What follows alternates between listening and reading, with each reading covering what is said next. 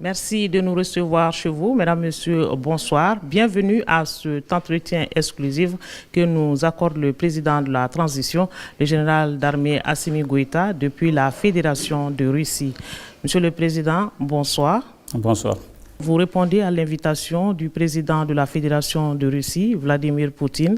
Quels étaient les enjeux de ce déplacement pour vous? Tout d'abord, je tiens à saluer le président de la Fédération de Russie, son Excellence Vladimir Poutine, qui a bien voulu m'inviter une fois de plus à visiter son beau pays. Cette visite intervient à la suite d'une première rencontre qui s'est tenue à Saint-Pétersbourg en juillet 2023, au cours de laquelle nous avons échangé sur plusieurs sujets d'intérêt commun, à savoir la défense et la sécurité, la coopération économique, l'éducation, l'enseignement supérieur, les mines, les transports et l'énergie. Donc il était nécessaire, après 2 ans d'absence, de revisiter cette coopération bilatérale stratégique. Donc l'enjeu, c'était de faire le point, ensuite discuter des difficultés et aussi se projeter dans l'avenir. Donc c'était le but de la rencontre. Alors, Monsieur le Président, vous avez eu un entretien en tête-à-tête avec le président de la Fédération de Russie, Vladimir Poutine. Pouvez-vous nous parler de cet entretien? De quoi est-ce qu'il était question concrètement? La rencontre s'est déroulée en 2 phases. La première phase, c'était un tête-à-tête, au cours duquel nous avons échangé sur des sujets très sensibles. Et ensuite, on a élargi aux autres ministres qui m'accompagnaient. Donc, au cours de cette deuxième rencontre, nous avons vraiment fait le point de notre coopération bilatérale. D'abord, en termes de la défense et de la sécurité. Aussi sur le plan économique, développement, l'enseignement supérieur et les mines. Donc, effectivement, il y a eu, depuis lors du sommet de Saint-Pétersbourg, on a eu un début d'exécution d'un certain nombre de projets. Il y a eu la centrale solaire de Sanakroba, dont on a déjà posé la première pierre. On est en train de continuer les autres procédures. Aussi, il y a l'usine de raffinage d'or, dont aussi on vient de poser la première pierre. Donc, en matière de l'enseignement supérieur et de la recherche scientifique, en 2023, je pense qu'on était aux environs de 25 à 30 de bourses, mais à la suite de la rencontre avec le président Vladimir Poutine, nous nous sommes retrouvés à 290 bourses. Donc il y a une amélioration vraiment significative. Le Mali et la Russie ont décidé de donner un nouveau souffle à leur coopération. 3 accords ont été signés sur place ici en Russie. Parlez-nous de ces accords. Il s'agit de quels accords concrètement et comment ces accords vont être concrétisés, Monsieur le Président? Donc à la suite de la rencontre élargie, nous avons eu à signer 3 accords. Le premier accord, c'était l'accord sur le fondement de la relation russo-malienne, qui est la base juridique de toute notre coopération bilatérale et stratégique. Cet accord va regrouper ensuite 3 sous-commissions. D'abord, sous-commission affaires étrangères, et sous-commission défense et sécurité, et sous-commission développement économique. Donc ensuite, le deuxième accord qui a été signé par le ministre de l'économie et des finances, ça, c'est l'accord sur l'économie et la recherche scientifique technique. Donc, tout ce qui va concerner le développement économique. Ensuite, le 3e accord concernait le nucléaire à but civil. Comme vous le savez, cela va nous permettre de développer, de résoudre tous les problèmes qui concernent les difficultés en matière d'électricité. Aussi, ça peut être utilisé aussi à un certain niveau dans le cadre de la médecine. Donc, pratiquement, c'est les 3 accords majeurs que nous avons eu à signer avec la Fédération de Russie. On a eu à mettre en place une commission intergouvernementale.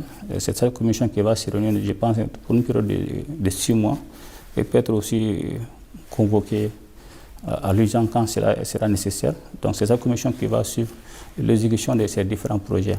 Mais au-delà de ça, il y a un rapport privilégié avec le président Vladimir Poutine. Dès qu'il y a des difficultés, dès que les ministres remontent ces difficultés, moi je suis en mesure de l'appeler ou soit de l'écrire par rapport à ces difficultés. Donc il y a plusieurs mécanismes qui sont déjà en place pour le suivi de ces différents projets. Vous présidez la Confédération des États du Sahel. Est-ce qu'il a été question de l'AES ici en Russie et quel cadre de coopération sera établi entre la Russie et l'AES? Effectivement, d'abord, on a parlé de la création de l'AES. Quand je venais ici en 2023, l'AES n'était pas du tout créée. Donc on a parlé de la création de l'AES. On a parlé des enjeux. C'est l'AES qui a été créée autour de 3 piliers. Piliers diplomatie, défense et sécurité et développement. Aussi, nous avons parlé des acquis de l'AES, notamment sa création, la mise en circulation du passeport AES, la création du Web TV et aussi la mise en place du drapeau, l'hymne. Et aussi, nous venons de mettre en place la banque d'investissement. Donc, tout cela montre qu'effectivement, nous avons beaucoup d'opportunités, beaucoup de possibilités de coopérer avec la Fédération de Russie. Donc, quant au président Vladimir Poutine, il a montré sa disponibilité vraiment à accompagner l'AES. Et nous avons surtout parlé de la création de la force unifiée de 5 000 hommes. 5 000 hommes, ce n'est pas 500 éléments. Ça demande de la préparation, ça va prendre un peu de temps. Donc vraiment, nous avons demandé son accompagnement. Mais à vrai dire, aujourd'hui, la coopération de l'AES avec la Fédération de Russie, c'est une vérité absolue aujourd'hui, que ce soit le Burkina et le Niger, non seulement de façon individuelle, dans le cadre bilatéral, chacun de ces pays travaille avec la Fédération de Russie. Mais dans le cadre de l'AES, ça a été encore plutôt renforcé. Renforcé parce qu'aujourd'hui, nous avons les mêmes ambitions, que ce soit en termes de défense et sécurité, en termes de développement économique. Donc aujourd'hui, la Fédération de Russie est disposée vraiment à nous accompagner pour l'atteinte de nos objectifs. Monsieur le Président, la Russie est un partenaire de premier plan aujourd'hui du Mali en matière de sécurité. Quelle coopération sécuritaire existe aujourd'hui entre le Mali et la Russie? Nous avons commencé avec la Fédération de Russie sur le volet sécuritaire. Comme vous le savez, au moment qu'on commençait, on était pratiquement en difficulté parce qu'on venait de rompre une relation avec les anciens partenaires, effectivement, qui voulaient une dépendance, mais qui souffraient d'un problème de manque de résultats. Donc, suite vraiment à ce constat signalé par la population malienne, et au regard de l'inefficacité de ces forces étrangères qui étaient au nombre de 19 500, donc pour vraiment défendre nos intérêts, parce qu'on n'avait pas le même agenda, on n'avait pas la même lecture même de l'adversaire. Donc, ce qui rendait difficile la collaboration sur le terrain. Donc, forcément, cela a donné du temps à l'ennemi non seulement de se redéployer dans plusieurs secteurs, aussi cela a rendu difficile la lutte contre les groupes armés terroristes, étant donné que les visions sont différentes, les objectifs sont différents, donc forcément il ne peut pas avoir de résultats escomptés. Donc c'est à la suite de ça nous avons décidé, nous avons pris notre responsabilité de faire face à cette menace. Donc cela forcément passé par un certain nombre de mécanismes. D'abord il fallait vraiment remercier nos anciens partenaires. Donc, cela a pris le temps nécessaire, mais Dieu merci, ils sont tous partis. Donc, cela nous a donné, comme on dit dans l'armée, la liberté d'action, la liberté de mouvement, le contrôle de notre espace aérien. Donc, avec la Russie aujourd'hui, nous avons pu nous équiper. Et dans le cadre de la collaboration bilatérale, nous mutualisons nos efforts. La Russie a amené ses moyens militaires. Et le Mali aussi s'est équipé. On est en train de nous équiper tous les jours, tous les mois. Donc aujourd'hui, avec nos partenaires russes, nous parvenons à mutualiser nos moyens et à faire face à cette menace terroriste. Mais la force est de reconnaître pour nous Maliens, la première menace d'abord, c'était la menace de division de notre pays. Il fallait coûte que coûte éviter que cela arrive. Donc je pense qu'aujourd'hui, c'était un constat visible sur le terrain. Aujourd'hui, nous avons pu regagner toutes les grandes villes, toutes les grandes régions. Nous avons pu redéployer les FAMA. Et nous menons les opérations, mais la lutte contre le terrorisme est un défi. C'est une menace qui sera neutralisée dans le temps et dans la durée. C'est vrai qu'il y a quelques points de résistance, mais ce n'était pas comme dans les années 92, 94, jusqu'à 2015, 2017, 2020. Effectivement, la tendance a beaucoup changé, c'est à notre faveur. Mais les difficultés qui résistent, forcément, nous allons y faire face parce que tout le monde sait qu'aujourd'hui, le terrorisme est devenu un instrument géopolitique, un instrument politique aussi. Mais c'est devenu une nouvelle forme de colonisation, si on peut dire comme ça, et que nous devons y faire face. Et nous allons prendre toutes les précautions, toutes les dispositions avec le soutien du peuple malien. Parce que la lutte contre les groupes armés terroristes ne peut pas aller sans le peuple. Parce que le centre de gravité de ce combat, c'est la population. Celui qui parvient à avoir la population de son côté, il risquera de gagner ce combat. Donc je pense qu'aujourd'hui, avec nos populations, avec l'engagement du peuple malien, nous allons y faire face et j'en suis sûr et certain que cela va finir.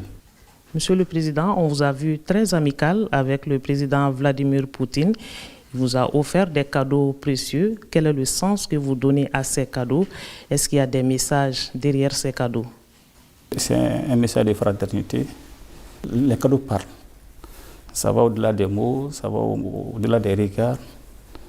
Et donc, je pense que nous venons encore de sceller, de verrouiller encore une fois de plus nos relations, non seulement nos relations bilatérales et stratégiques, mais aussi nos relations personnelles. Comme vous le savez, le président Vladimir Poutine, c'est un président qui est pragmatique, qui est engagé et surtout déterminé. Donc je pense qu'aujourd'hui, c'est le président avec qui nous pouvons vraiment travailler dans la sincérité et dans l'honnêteté et surtout travailler ensemble pour que nous puissions atteindre nos objectifs dans un partenariat gagnant-gagnant. Monsieur le Président, avec quel espoir vous bouclez cette visite officielle en Fédération de Russie et quel est le message particulier que vous adressez aux Maliens aujourd'hui? Je retourne très satisfait. D'abord, je salue la disponibilité du président, compte tenu des tensions géopolitiques mondiales. Et il était vraiment disponible avec nous. On a beaucoup échangé, on a beaucoup travaillé. Donc, comme on le dit, quand un problème arrive au sommet de l'État, c'est que sur certains, vous avez 90% de chances que cela soit résolu. Donc, tous ces projets majeurs, nous tenons à cœur concernant la réalisation de ces différents projets. Parce que tous ces projets majeurs, on dirait comme ça, c'est des projets présidentiels. Mais si je dis projets présidentiels, c'est des projets qui sont vraiment soutenus par le peuple malien. Tous ces projets ont été recommandés lors des assises nationales de la refondation. Donc pour nous, ça a un caractère exécutoire. La raison pour laquelle je dis que c'est un projet présidentiel. Donc ces projets, que ce soit la centrale solaire, que ce soit l'usine de filature, que nous avons eu à discuter avec le président Vladimir Poutine. Et c'est ça même qui a suscité notre déplacement sur Tatarsan, sur Kazan. Donc je pense que ce projet aussi est en train d'évoluer de façon positive. Ensuite, il y a aussi d'autres perspectives telles que la construction des barrages hydroélectriques. Aussi, il y a d'autres projets aussi qui sont en jeu. Donc, je ne vais pas trop me prononcer sur les projets parce que dès que vous en parlez, les gens vont fonder beaucoup d'espoir et que si ça traîne un peu, souvent ça donne lieu à des interprétations négatives. Je retourne très satisfait et j'ai confiance vraiment à cette coopération avec la Russie. Une coopération vraiment efficace, basée sur la sincérité. Une coopération vraiment qui est hostile à tout ce qui est démagogie et tout ce qui est mensonge et tout ce qui est manipulation. Je pense qu'aujourd'hui, le plus important pour nous, c'est de voir le début, la concrétisation de ces projets. Et c'est ça que le peuple va regarder. Et j'en suis sûr et certain, avec tous les mécanismes que nous avons mis en place, niveau présidentiel, niveau intergouvernemental, je suis très confiant de la réalisation de tous ces projets. Cela peut prendre du temps parce que souvent c'est lié à des procédures, c'est lié à des déplacements. Mais j'en suis sûr et certain, nous allons suivre parce que nous sommes venus pour ça. Nous ne sommes pas venus pour nous promener, nous ne sommes pas venus pour autre chose. C'est vraiment pour que les projets puissent se réaliser et conformément aux aspirations du peuple malien. Merci, Monsieur le Président, d'avoir répondu à nos questions. Merci. Merci à vous, chers téléspectateurs, de nous avoir prêté de votre attention. C'est donc tout pour cet entretien exclusif. Nous espérons que vous avez eu un intérêt à nous suivre. Merci de votre attention. Bonne suite de programme sur l'ORTM.